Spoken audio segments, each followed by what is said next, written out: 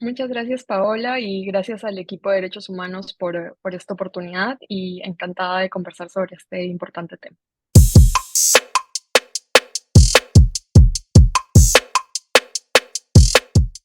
Para responder esa pregunta tenemos que tener claridad sobre esta indisociable relación que tiene la educación sexual con diversos derechos humanos y principalmente yo me voy a referir en esta pequeña entrevista a tres: el derecho a la salud, el derecho a la educación y el principio de igualdad y no discriminación. Creo que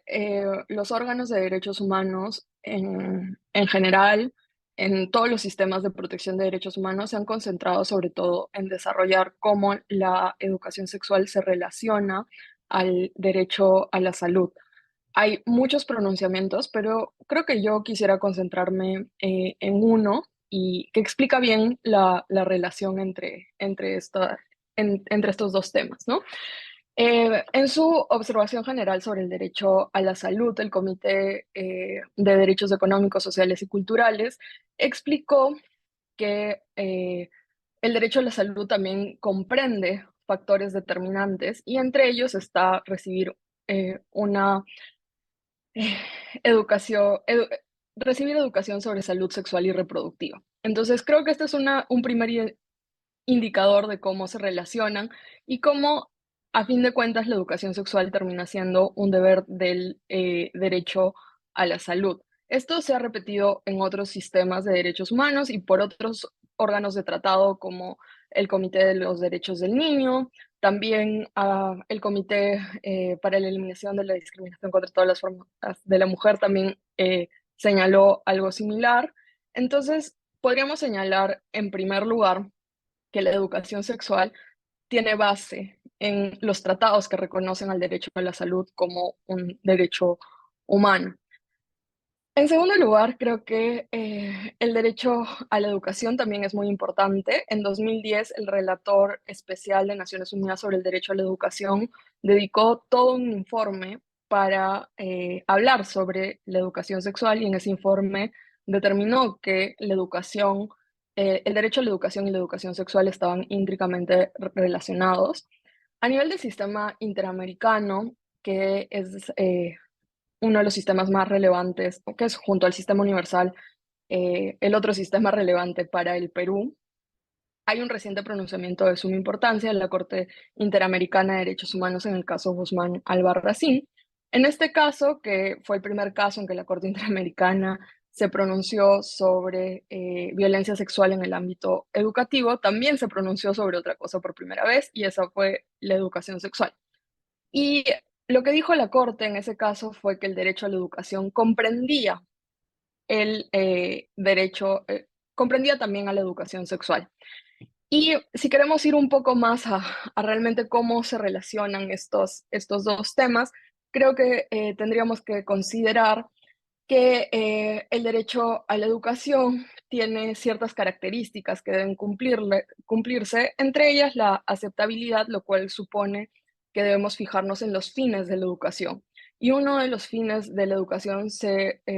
relaciona a promover el desarrollo integral de las personas y justamente la educación sexual se alinea a eso. Entonces, también podríamos establecer una relación entre ambos derechos ahí. Y finalmente está el principio de igualdad y no discriminación, y ahí podríamos ver a la educación sexual como una medida para garantizarlo, específicamente respecto a ciertas personas o ciertos grupos. A las mujeres, porque la educación sexual puede ser utilizada como una manera para prevenir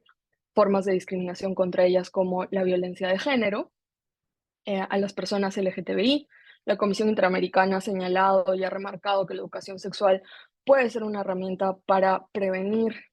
la violencia contra ellas y eliminar la discriminación contra ellas, y también como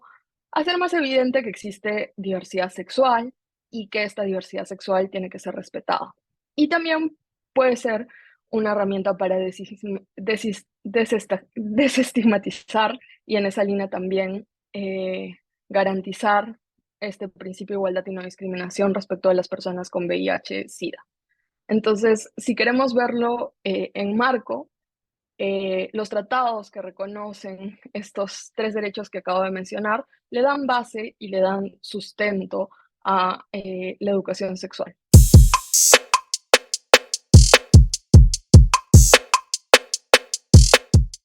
Bueno, a ver,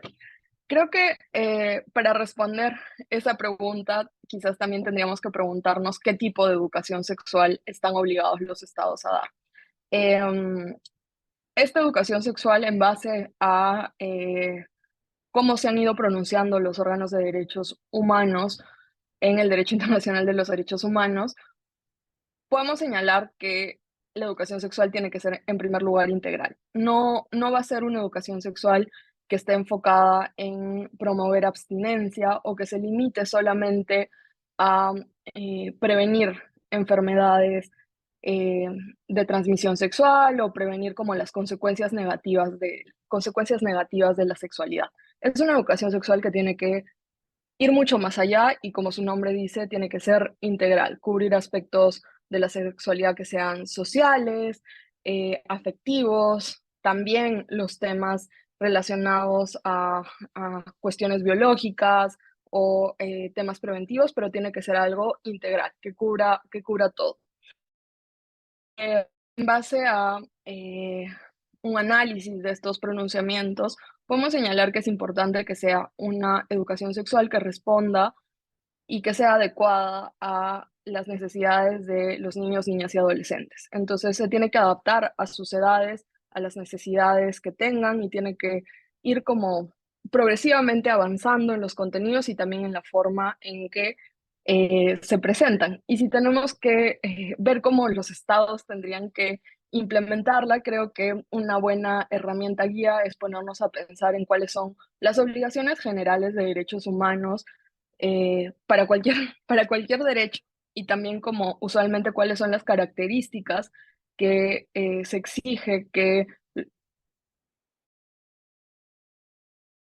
las cuestiones a las que se tiene derecho deben de tener. Entonces, los estados tienen una obligación, por ejemplo, de respetar, de no tomar acciones para ir en contra de la educación sexual, una obligación de garantizar la educación sexual y una obligación de adoptar medidas para que ésta se vaya implementando. Y en el otro lado, los estados también se tendrán que fijar en estas características que mencionaban, como por ejemplo que la educación sexual sea accesible, eh, lo cual puede implicar muchas cosas, desde que haya una accesibilidad en temas económicos, eh, en temas de no discriminación, en temas también de dónde se está proveyendo la educación sexual y que esos lugares sean accesibles también por esa vía y que se incluya también medios alternos, no solamente un lugar físico donde ir a aprender educación sexual, sino también que se pueda aprender educación sexual por medios tecnológicos, medios remotos, que esta educación sexual cumpla con requisitos de calidad, que cumpla con ser culturalmente adaptada, que sea aceptable. Y bueno, hay, también es necesario que eh,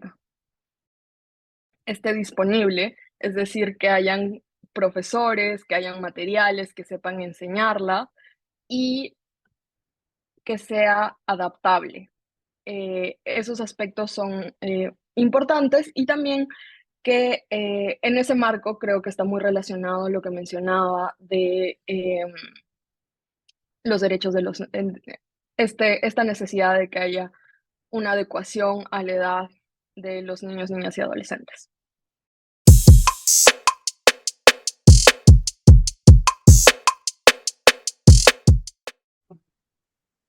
Bueno, hoy día estaba leyendo un poco sobre ese tema para responder la quinta pregunta a la que ya iremos. Y veía que UNESCO resaltaba algunos desafíos en su página web. La necesidad de tener profesores capacitados. Creo que inmediatamente cuando pensamos en desafíos de la educación sexual no vamos a eso, pero es un tema que es retador y que requiere que varios docentes estén capacitados. O sea, por ejemplo, en nuestro país la educación sexual está concentrada en los cursos de tutoría, pero debería ir mucho más allá. Otros docentes también deberían tener la preparación para enseñar educación sexual. Y bueno, o sea, en ciertos cursos, como en los cursos relacionados a, a sociales, se enseña algo, pero eso implica que más de un docente esté capacitado y capacitarlos de por sí exige recursos del Estado, también preparación del Estado, y ese es un tema que puede resultar desafiante. También es importante que se cuenten con materiales y que estos materiales sean adecuados y tengan calidad y que estén actualizados y que vayan como progresivamente avanzando con la información que se tiene y que estos estén basados en evidencia científica. Y algo que olvidaba cuando me preguntabas por cómo los estados debían implementar educación sexual, este tema de la evidencia científica y de que la educación sexual que se provea sea objetiva también es muy importante y también ha sido enfatizado a nivel de órganos de derechos humanos. Eh, Creo que también hay retos con respecto a eh, cómo se regula la educación sexual. En muchos casos hay leyes, en otros casos no hay leyes. En nuestro país hay un marco legislativo y institucional complejo en el que la educación sexual está ahí. Nosotros tenemos unos lineamientos de educación sexual que inicialmente se crearon en 2008 y que se actualizaron en el 2021, pero hay países que no los tienen. Y después también hay mucha desinformación y miedo sobre lo que puede hacer la educación sexual. Muchas personas creen que proveer o brindar educación sexual va a implicar que los y las adolescentes inicien su vida sexual más temprano, cuando exactamente ocurre lo contrario. Las personas que reciben educación sexual de forma planificada, una educación sexual integral, en realidad les sucede lo contrario, ¿no? Y la educación sexual no es que busca imponer cierta manera de entender la sexualidad a las personas, sino lo que busca es empoderarlas, no ver su sexualidad con miedo. Y como decía, o sea, la educación sexual no es solamente hablar sobre relaciones sexuales, sobre genitalidad, va mucho más allá de eso. Implica hablar sobre relaciones amorosas, sobre cómo vemos nuestro género, nuestra orientación sexual, entonces como va mucho, mucho, mucho más allá de eso. Y en ese contexto de desinformación suele presentarse oposición eh, de ciertos sectores, oposición de sectores que son conservadores, oposición de sectores religiosos, oposición de algunos padres de familia. Y creo que ese es un reto a establecer, especialmente cuando se presentan iniciativas que intentan antagonizar y poner a los dos como cuestiones contrarias, que no necesariamente debería ser así, porque creo que tanto la comunidad como quienes hacen políticas de educación sexual o quienes promueven la educación sexual están buscando el bienestar de las personas, pero hay momentos en que se contradicen y eh, señalando que hay o enfatizando solamente los derechos de una parte, el derecho a educar conforme a convicciones religiosas o el derecho a participar sobre políticas educativas que pueden tener como los padres de familia, se intenta dejar de lado a la educación sexual o decir que no, que los primeros tienen que prevalecer y creo que esa manera de ver las cosas, de antagonizar estas dos cuestiones, tiene como consecuencia que se quiera dejar de lado la educación sexual, olvidando que la educación sexual tiene una base en derechos humanos y que niños, niñas y adolescentes tienen derecho a recibir una educación sexual.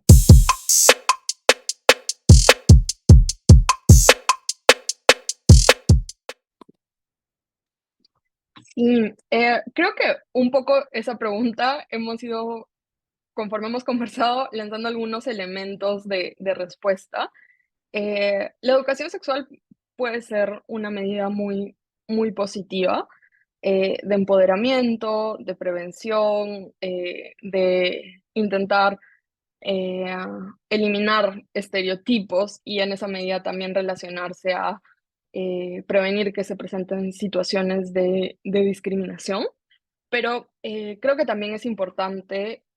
mirar que, o sea, los beneficios que puede tener la educación sexual también tienen que ir acompañadas de otras cuestiones. Entonces, por ejemplo, sí, la educación sexual puede prevenir sin ánimos y sin ganas de querer como sobreenfatizar este aspecto preventivo que puede tener la educación sexual, puede al momento de empoderar y dar información a las personas, evitar que éstas incurran en prácticas que son inseguras, que se contagien con con infecciones de transmisión sexual o que haya un embarazo no deseado. Pero es importante que se reciba la educación, que haya como la información para entenderla y para saber cómo protegerse y cómo prevenir estas infecciones de transmisión sexual o cómo evitar un embarazo no deseado, pero no se va a conseguir eso si es que en paralelo también no hay una política de salud sexual y reproductiva que brinde a las personas eh, métodos anticonceptivos y que también el sector de salud se vea de cierta manera involucrado. Entonces, la educación sexual tiene que ir acompañada de más cosas, no puede estar sola. Y creo que en el caso particular de mujeres y personas LGTBI, la educación sexual puede ser una herramienta que una vez más, o sea, no es que mágicamente va a solucionar todo, siempre tiene que ir acompañada de algo más, pero puede ser una gran herramienta para la eliminación de los estereotipos dañinos que muchas veces causan, valga la redundancia, daño a niñas y mujeres. Eh, y también es una manera de educar sobre actitudes violentas y en esa medida también sobre cómo puede ser como una herramienta para prevenir violencia de género, lo cual también ha sido enfatizado por órganos de derechos humanos como el Comité CEDAW. Y en el caso de las personas LGTBI, creo que la educación sexual puede ayudar a mostrar que existe una diversidad, que no solamente en el mundo existimos las personas heterosexuales cisgénero, sino que hay otras personas sexualmente diversas que no cumplen estos parámetros en los que hemos sido educados. Existen personas con orientaciones sexuales diversas, personas que no son cisgénero, las personas trans, personas que tienen identidades fluidas y que todas esas personas merecen respeto. Y en ese contexto, la educación sexual puede ser un mecanismo para prevenir la discriminación, prevenir la violencia contra ellas y también para que estas personas no, o sea, para que las personas con identidades sexuales diversas no se sientan extrañas, no sientan que están haciendo algo mal, porque es una orientación sexual, es una identidad de género como cualquier otra, como las que están normalmente encasilladas en lo que conocemos.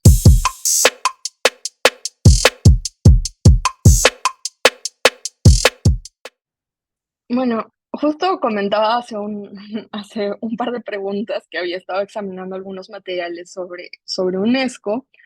y UNESCO y el Fondo de Naciones Unidas para la Población tienen varias iniciativas sobre educación sexual. UNESCO, por ejemplo, tiene unos lineamientos sobre educación sexual que fueron actualizados en 2018 y que buscan brindar herramientas para crear políticas sobre educación sexual, ciertos parámetros.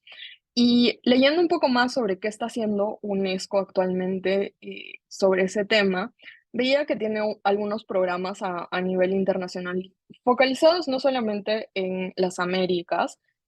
o no necesariamente en las Américas. Por ejemplo, veía que hay un programa que tienen en África subsahariana en el que están como